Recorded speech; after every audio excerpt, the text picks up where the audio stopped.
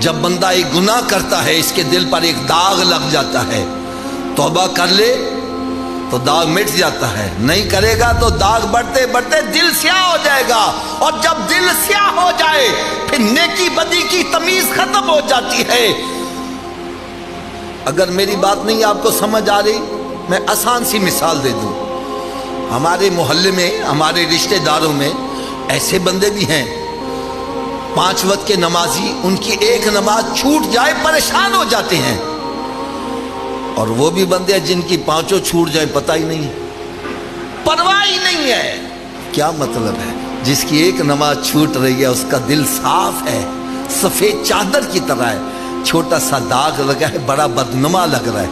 और जिसके नमाजें छूट रही हैं उसका दिल ही स्याह हो गया है, स्याह दिल पर मजीद दाग लगे पता नहीं चलता।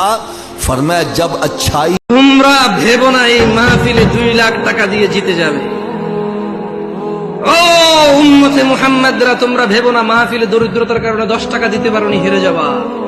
জেনে রাখো 5 ওয়াক্ত নামাজিরা, মহিলা এবং পুরুষরা, আল্লাহর নবী সাল্লাল্লাহু আলাইহি সাল্লাম বলছে কিয়ামতের দিন বান্দার সর্বপ্রথম হিসেব হবে নামাজের। ফাইন সলুহাত, যার নামাজ ঠিক থাকবে সে নাজাতও পাবে, জিতেও যাবে। আর যার নামাজ ঠিক থাকবে না সে হেরেও যাবে, ধ্বংস। নাউযুবিল্লাহ। আসমানের নিচে জমিনের উপরে সালাত ছেড়ে দেওয়ার চাইতে বড় কোনো গুনাহ পৃথিবীতে নাই। মানুষকে হত্যা করার গুনাহের চাইতে 100 গুণে বড় গুনাহ সালাত ছেড়ে দেওয়ার গুনাহ। সুদ খাওয়ার চাইতে 100 গুণে বড় গুনাহ সালাত ছেড়ে দেওয়ার গুনাহ।